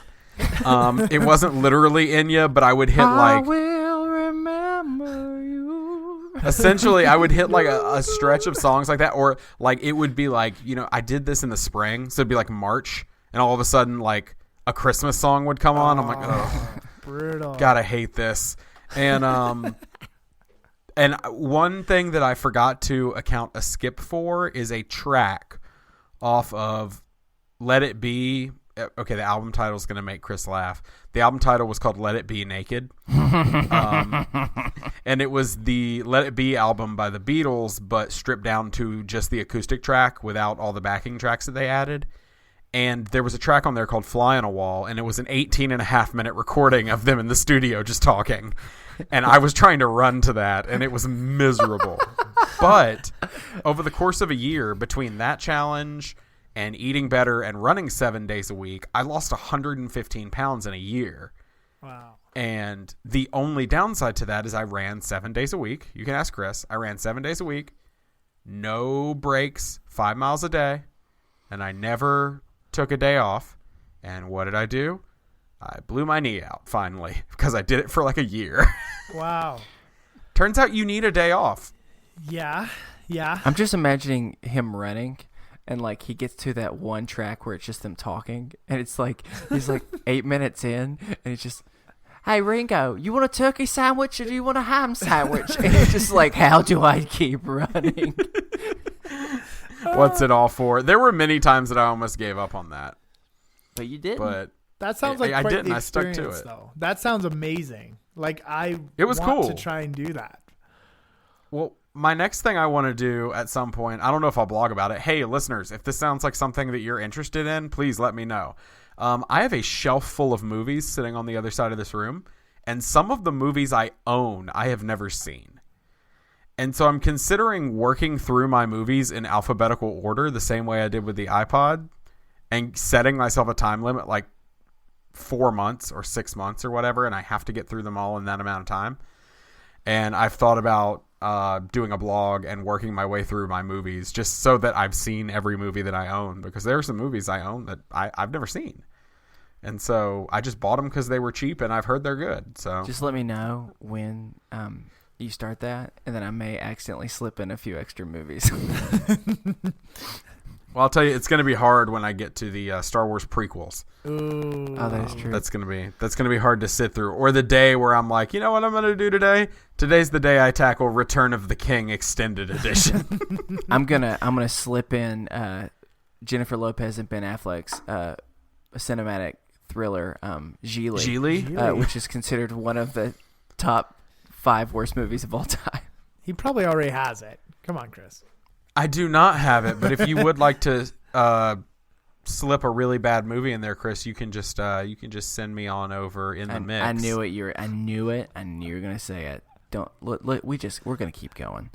No reason to have fighting words when we have company over, right? Ooh, that's right. We'll talk about this later. I wish I had the sound effect. Dang it. Anyway, but yeah, so, I was literally going to get the sound effect out, and I realized I didn't have time, so I ruined it. It's all right. Well, Eric, why don't you tell us an experience that you've had? Sure. So I was actually thinking about it. I have like 2 stories, and they're both really similar. It hadn't clued into me that they're basically the same story until I was thinking about it today.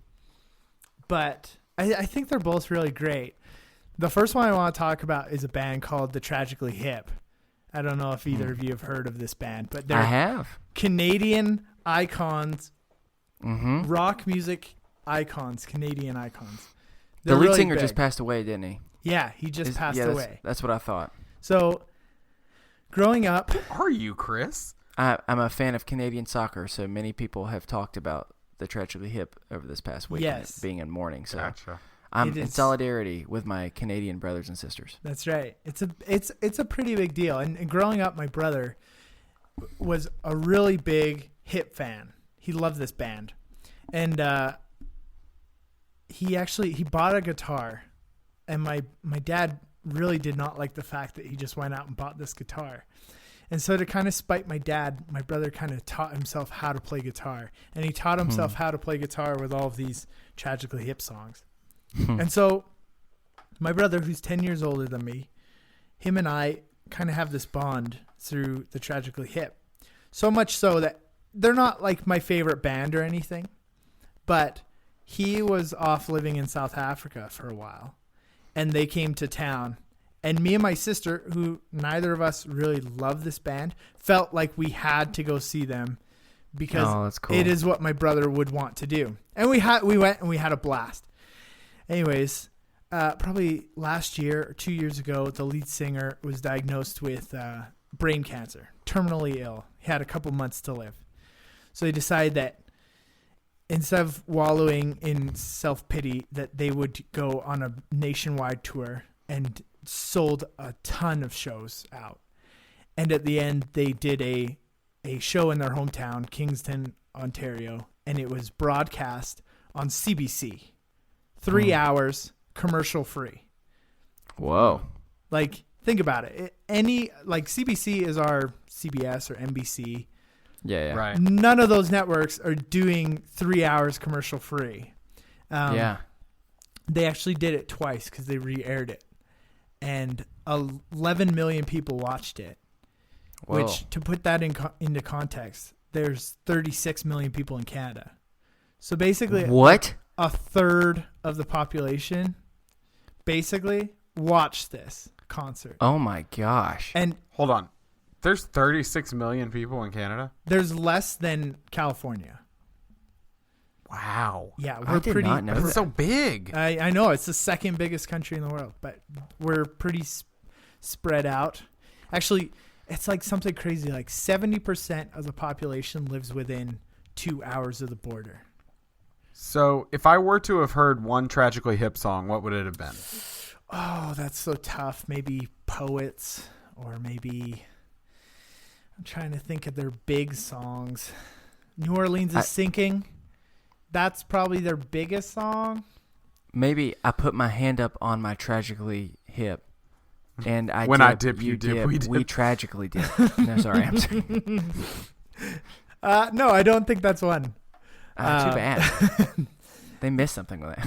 Yeah. Honestly, though, if you're just a music fan, even if you're not like super into this band, I'd recommend to go watch this concert because it is one of the most raw emotional experiences I've ever seen. As you watch a human being sing their last concert ever. It's a really beautiful thing. And then he passed away like last week. And that whole time, those 2 days, I just was thinking of my brother and how much of a connection we had through this music.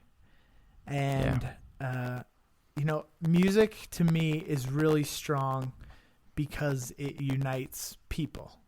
And it's how I have so many connections to people. And so I listened to my favorite Tragically Hip song, which is it's a song called Escape is at Hand for the Traveling Man. And it's all about how they were touring and they met this band and they felt this kinship.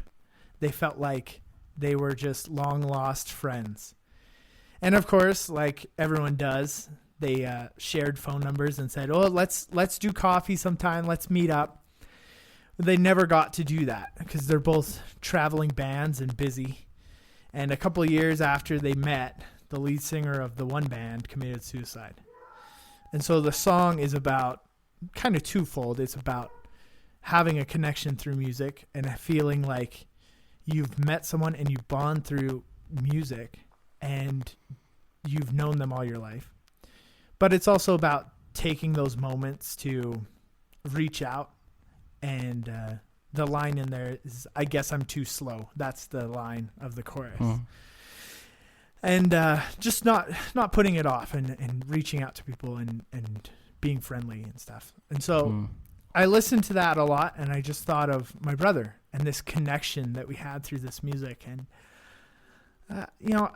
I love music so much. I'm just really passionate about it. And I was studying at university. I was studying history, and I just wasn't doing well in my history classes. Like, I wasn't getting it at all. And I was studying to become a history teacher, and I thought, well, I can't not do well at history and expect to be a teacher. And I ended up taking an art history class, like physical painting art. And my mind and my world was just expanded so much as I was looking at artwork that was painted during the time of the history that I was studying in my other class. And it opened up my world to like, oh, I get it. I get what these people were feeling, what these people were thinking, and how they were trying to communicate that. And then after that class, I was just like, well, I have more of a connection to music than I do art. And so I changed my major immediately, because I just felt like anything that could open up my understanding of the world that much was worthy of me pursuing it academically. So Yeah. I'm just really passionate about music, and I feel like it's got so much power to reach out and to touch us and to bring us together. And at a time when I just feel like the whole world is divisive and divided, music has such a power to heal. And it doesn't matter who you are or what you believe or what race you are. You can find common ground in music. And so I think that's why I love it so much. Yeah, that is kind of when you kind of mentioned some of this to Steven, and he kind of talked to me about what you were wanting to just spend some time reflecting on. It was almost difficult to try and pinpoint a specific moment, but more of just thinking of the word you used a second ago is exactly the word that I kept thinking of, and that is how healing music has been for me. I think about these last couple years that I've been in, and how I've been dealing with anxiety and stress and self-doubt in a way that, to a level that I'd never really experienced before. And it's amazing. It's amazing how much music can say without saying as much as it does. Paragraphs can be literally nothing compared to just, a verse or a chorus of something, and there's something about that combination that's able to just speak to it. And I often find myself, when I'm at my most anxious or most stressed, there's like certain types of music that I go to that help bring me a sense of calm in a time that feels very much like a storm, and I think how that has been the case, whether it is stress, whether it is about school, whether it is about me not feeling confident about what I want to do for my future and in a vocation of some sort, how it's healed and affected me in the midst of heartbreak, in the midst of missing those that I care about, how it's lifted me up in crazy ways and got me really excited, whether it's helped me work out when nothing else would, to even the deep spiritual connection that for me has been so affected by music. It's something where so I don't listen to music nearly as much as I used to, and not intentionally. I think part of it is I try and listen to the podcast as well, and support people, and I enjoy that crap. But there are times where, as much as I love podcasts, I just have to go back to the thing that brings me the most peace. I mean, like, no joke. Like, literally, last night I found myself getting really just worked up over a sport, a match of something I was watching, and I was so frustrated with myself because I knew the real reason why I was so stressed and anxious really had nothing to do with the game. This was just how my anxiety was like projecting out, and I was like so worked up that there was no way I was going to be able to go sleep. And I'm sitting there being like, what am I going to do? And so I tried turning on Minecraft, and it was kind of helping, but it wasn't really. And then so I just had to like turn on some music, and it was something I never even listened to before. And it was amazing how something I never heard provided exactly what I needed in that moment, you know? And I was able to, and then I was able to calm down and then eventually get to sleep. And it's just, there's something about the art of music that is more of a gift than I think many of us often realize, and we often kind of take for granted just because you can always hear it, you know? Yeah, totally. Like, I want to say something because it kind of drives me crazy about the music world, and that's it. When I was younger, I used to always think there was a right and a wrong to music. You hear that a lot whenever you talk to people about music. It's like, I'll listen to anything but country. I'll listen to anything but rap. I'll listen to anything but this. I just want to like shake people and be like, look, it's like, you can have your preferences, and I certainly have my preferences. Like, don't get me wrong. But I think the joy in music came for me when I started realizing, like, when I can listen to a piece of music that is not necessarily my favorite and learn to appreciate it, that's when the real joy of music came out for me. Sure. To be able to like listen to something back. Well, it's not really my style, but I love how they're doing this, or I love how this is working, or I love this lyric. And it's really just opened up my world of music. And so when you were doing the game, you said, I don't know what kind of music you listen to. I literally listen to like everything just because I try new things. And that's kind of part of my podcast. It comes back to my podcast. Hashtag shameless plug. But if you're out there, like, just try some new music. Try something that you never in a million years would listen to, and just give it a chance and find something redeeming about it. Eric, can I just say that right now there is a single tear falling down the entire band of Nickelback saying, I was going to say, except for Nickelback, though. Someone has given us hope. But see, I can't even find good things in Nickelback. Not really musically speaking. But do you want me to tell you some really interesting things about Nickelback? Sure, why not? I love that you said I can find good things with Nickelback, and then they weren't able to see that, but Steven gave a look, and you said, "Well, not musically speaking." And so, not really. Please, I mean, you have to give credit to Nickelback. They have found a formula that works. Somehow, they have sold a ton of music. It's very formulaic. It's very patterned. But they found a formula, and they just pounded the crap out of it and made a ton of money. Like, I would sell my soul. As much as we pick on Nickelback right now, all I can say is there's nothing more in this world that I would want than to be able to sit in a hot tub. And $20, one of them right now is in a hot tub that they own. Yeah, exactly. They're not financing that hot tub. Okay, here's the thing. I own a hot tub, and I'm not rich. I'm poor as hell. Well, I don't. So it came with the house. It's literally empty. So it's only a hot tub when the sun is shining on shining down on it. Yeah, it's really just a large piece of plastic that takes up my yard. But I think you need to need to give them credit for that. At the very least. I mean, they're millionaires. I don't love their music really, particularly. Like I said, it's not really my I don't know style. many who do. Yeah. I just think they get a bad rap. I read a really interesting interview with Michael Bolton. Okay. I'm listening. First of all, he said how grateful he was that Nickelback has come along because he's no longer the butt of all appreciate his music of all the crappy music jokes, right? But here you have a guy who's won Grammys, right? He's doing his thing.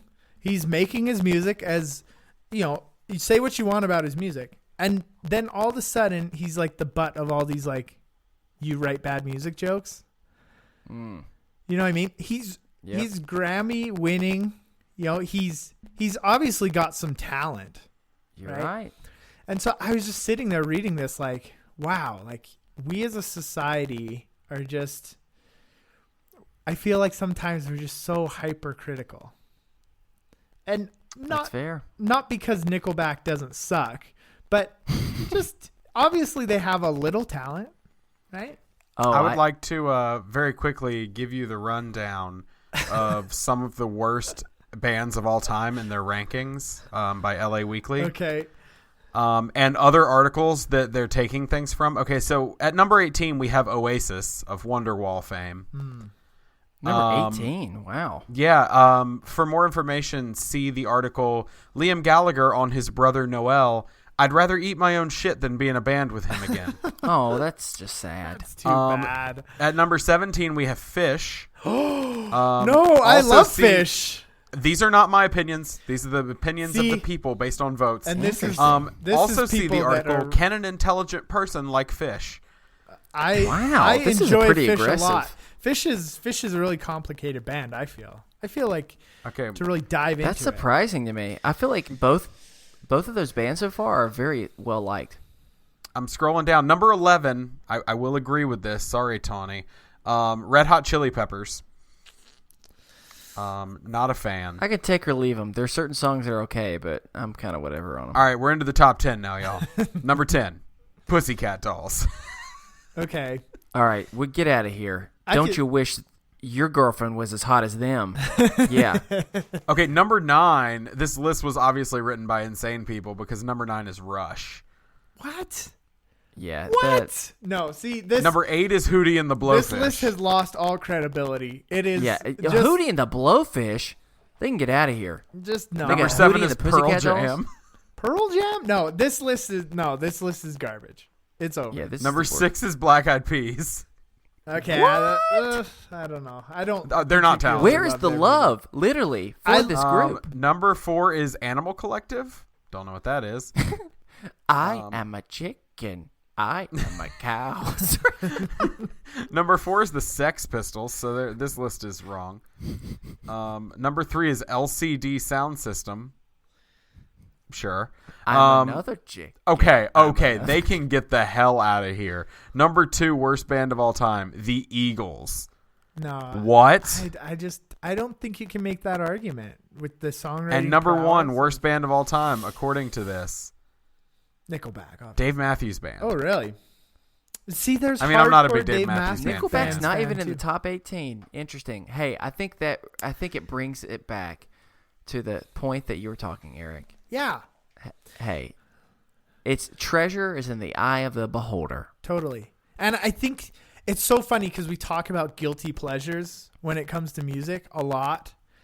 You don't need to have a guilty pleasure. You don't need to feel guilty. I like ABBA. I love ABBA. They're like the best Hey. band from Sweden. I get it. I don't get feel it. guilty about that. You shouldn't. I don't need to feel guilty. I don't need to justify myself to you. What are some of Hey, your I- guilty pleasures? Do you guys have guilty pleasures? Or I Oh, use that in yeah. quotation marks. I'm not ashamed of my music though. Like I went on Playlist podcast with Josh Hallmark and did an episode on guilty pleasures, and this is gonna release before that, so I don't feel like I can necessarily say what they were. But both of the ones I picked, I was happy with. I'm not really ashamed of these. I guess I'll just pick what society would call the most embarrassing. Bieber. I love Bieber, y'all. There you go. I don't do. love Bieber as a human being. Yeah, I mean, how many times is that the case though? You do, you're disappointed in the person, but man, does he not make some club bouncers? I just want to get my what am I trying to say? My shoulders gyrating. Well, you know this about me. And people are always like, really? I'm like, yes, I love Kanye. Oh yeah, I forgot. think You do Kanye love has Kanye. changed the hip hop game forever.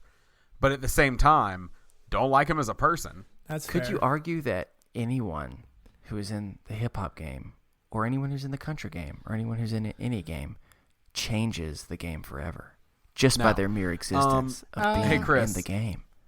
Hey, Is that Chris, philosophical? Real quick, while we're just hanging out, I found a list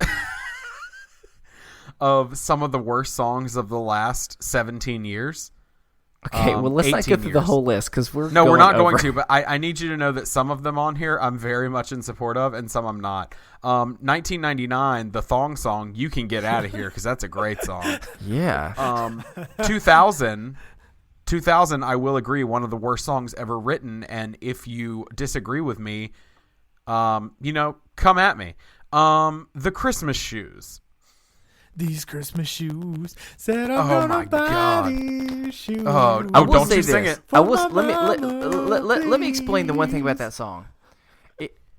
I mean, it's kind of whatever, but damn, does it not have a power ballad? Oh, You know what I'm saying? Here's It's the one of thing. those so things- Here's the good. thing. The music video. If I hear it at Christmas this year after losing a parent, you know how I know. pissed I'm going to be? Yeah, I know. Like I said, okay. it's a depressing song. but music like I said- video though. Have you 2000s. seen that music video though? No, I refuse to do Tears. anything Oh, that makes me gosh. have to listen to Tears. the song. Man. 2000, "Who Let the Dogs Out." I love the song, but I would agree it's probably one of the worst songs ever. It's catchy though. "You're Beautiful" by James Blunt. Again, it's not good. Yeah, it's not. "My Humps" by the Black Eyed Peas from 2005. Hey, but you know what? Someone had to answer the age-old question of what are you going to do those humps? And someone did. That's right. So Someone they did a service. "Baby" by Justin Bieber. What song? "Baby," like baby, That's baby, pretty baby, oh. catchy. That's pretty catchy. It's just because lyrically it's not good. "Rockstar" by Nickelback. I'll give them That that. song's That's, that song's bad. That song is crummy for sure.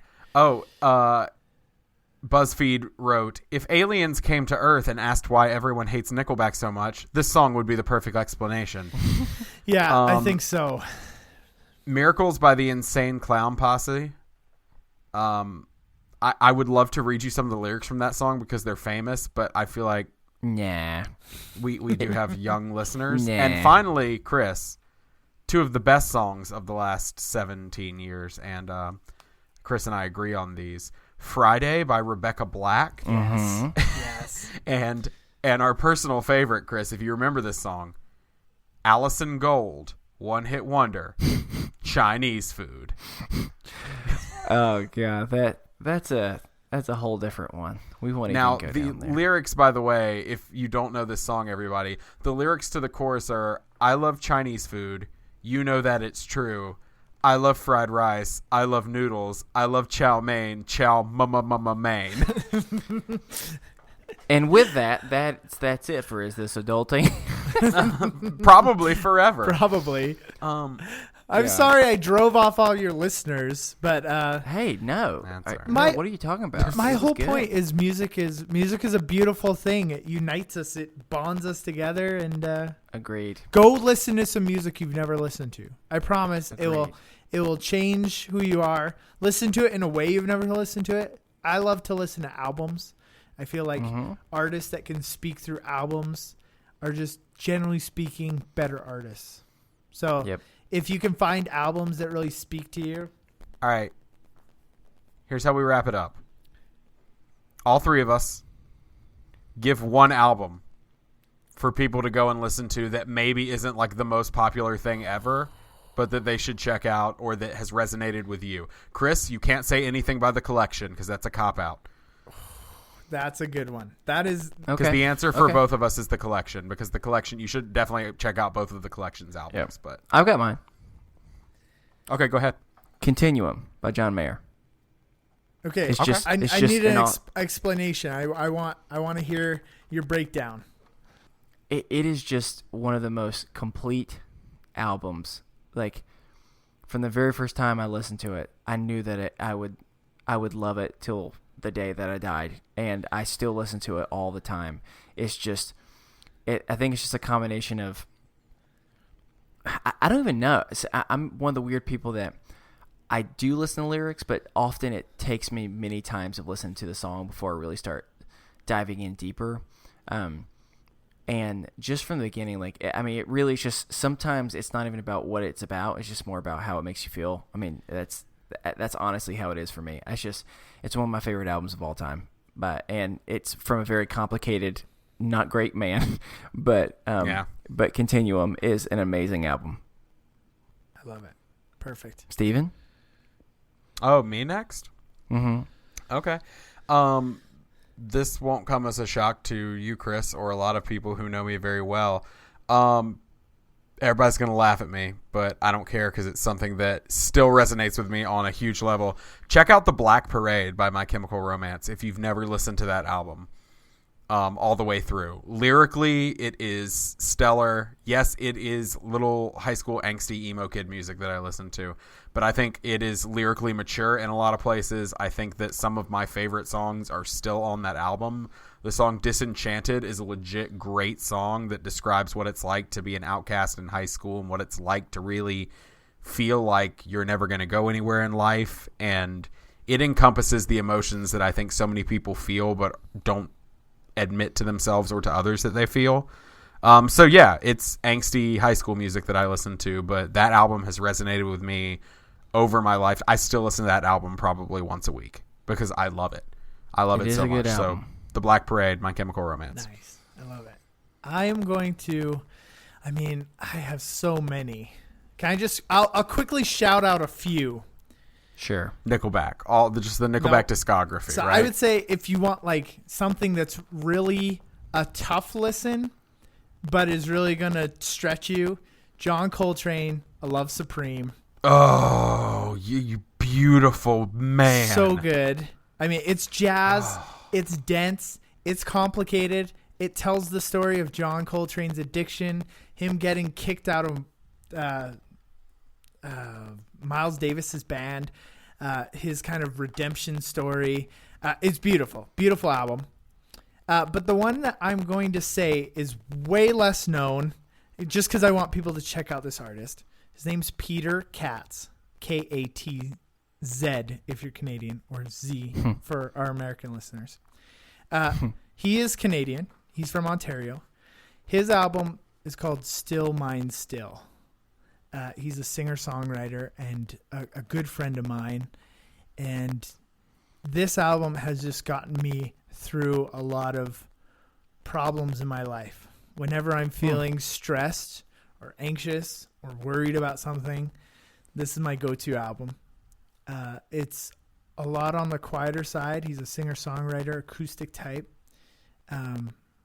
But he grapples with just writing an album. He had a friend that was dealing with mental illness, which I think is fitting for this podcast. And he didn't know what he could do to reach out. So as a songwriter, his go-to is, I'll just write songs. And he wrote this album. And the title track on it, Still Mine Still, is particularly for her. And it's just a really touching, beautiful song that has touched my soul a lot as I've seen him play it live and as I've listened to it. So definitely go check out that album. Peter Katz. Nice. Katz. He's got other albums that are amazing as well. But yeah, he's spectacular. So cool. Steven, any more for you? Any other albums? Well, right now, literally as we speak, I put John Coltrane's "A Love Supreme" on in the background in my headphones, and I'm listening to it while we talk. And God, I love it so much. Thank you for just putting that in my brain for tonight. Once I'm done with this, I'm gonna record a bonus episode, and then I'm gonna go like veg out to this, and just relax. I love it so much. But a couple other albums for me: "Emotionalism" by the Avett Brothers. I think it's lyrically their strongest album, and it still sticks with me from the first time I heard it until now. Listen to it all the time. I'm going to chime in. Nobody here is shocked by this. If you're a new listener, hey, welcome to the club. Dear Evan Hansen soundtrack has done so much for me in the way I view myself and my illness and suicide and different things that I've dealt with. It's incredible. And last but not least, if you're looking for laughs, y'all, Chris is probably going to be like, don't yell them out on our podcast. Sorry. If it had not been for an internet band called Ninja Sex Party, I would not have gotten through my breakdown and everything. They are filthy. They are vulgar. Do not let your children listen to them. Some of their songs might sound sexist. They're not. It's a satirical thing that they're doing. They are actually like the nicest, most legit human beings ever, but they play personas in this band. Kind of similar to the way The Lonely Island or Tenacious D does. And so it is straight up comedy. It's filthy. Nikki, don't let Parker listen to it. Don't do it. But for all you adults out there who want filthy, vulgar laughs, Ninja Sex Party, that's where you get it. Any album, preferably Strawberries and Cream. Yeah, and sorry, I wasn't actually listening to that. I was also listening to another album in my headphones while you were talking, and that's Kids Bop Volume 12. It's probably the strongest one of the collection. So so I just always find myself going back to that one time and time again. So yeah, sorry. Sorry for not listening there. Do you have any, Chris? The only other one I would say that I love and will continue to love is The Coloring Book by Chance the Rapper. Oh, yes. So that's the other one I would say to do. And yeah, like I said, Kids Bop Volume 12. Yeah. Okay, just Chris, in case you were wondering, songs that are on Kids Bop Volume 12. Since that's a random number I chose. Girlfriend by Avril Lavigne. Oh, yeah. It's Not Over by Chris Daughtry. Whoa, Volume 12 was that long ago? Yep. Say It Right. What song is that? Who did that originally? Never Again. What Goes Around by Justin Timberlake. What a strange thing for a bunch of children to sing. Yeah, I know, right? Umbrella by Rihanna. Glamorous by Fergie. If Everyone Cared by Nickelback. How to Save a Life by The Fray. Makes Me Wonder by Maroon 5. Don't Matter by Akon. Okay, can we pause? And then this is actually, I think, how we need to end. Oh, Icebox. I'm just making a realization that maybe we shouldn't have a bunch of kids sing a bunch of songs in unison, especially when most of them are probably highly sexual. Oh, Makes Me Wonder has a lot of the F word in it, so it kind of shocks me that they made kids sing an edited. I wonder, hold on, what is the words? No, let's not. No, I want to know what they replace it Why with. don't you look at that in your own time, and we'll and everyone else just go listen to some Kids Bop, and Steven, let's get out of here. Do I have to? Yeah, because you're going to be on this road for a while, I imagine, and some of us have to go to Sleepy. Sleepy? What? I don't know what I'm trying to say.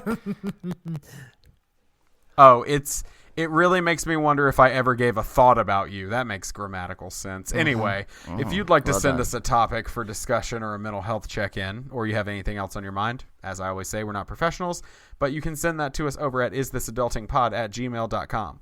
You can also follow us on Twitter at istthis_adulting.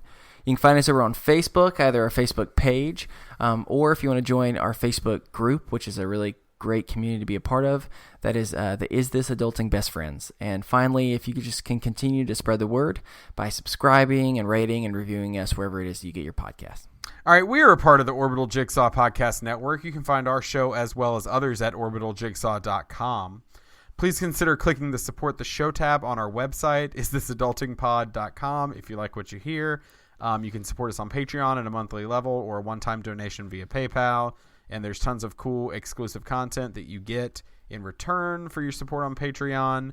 I'm actually off to record a bonus episode after this that will come out on Halloween, so that's exciting. We would like to thank the collection for the use of our theme music, The Borrowers, off their album Ars Moriendi. Eric, thanks so much for coming on the show. Thanks for having me. It was my pleasure. Seriously, you guys awesome, are a gas, as they say over the pond. Ooh, a gas. Ooh. I like that. It makes me sound fancy. Does it? I don't know. Or it makes it sound like you've just tooted. Either way, I approve. Can I say something, though? Sure. Eric Garner. Yes. You are the holder of the record for the longest episode of Is This Adulting? We are right at about 2 hours. Oh my gosh. I'd like to thank the Academy. I'd like to thank the Hand of the Pod. I'd like to thank... there's just so many people to thank.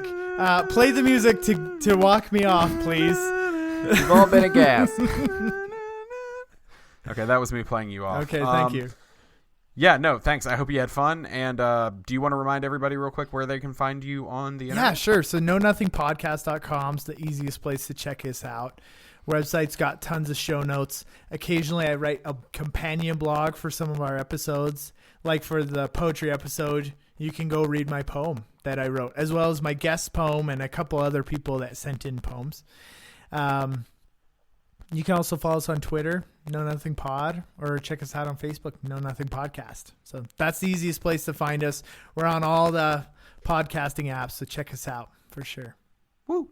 All right. Well, thanks again. And that's going to do it for us here on Is This Adulting this week. I've been your best friend, Steven. And I've been your best friend, Chris. And I've been your best friend, Eric. And remember, kids, be happy, stay healthy, and go hug someone. Because you never know.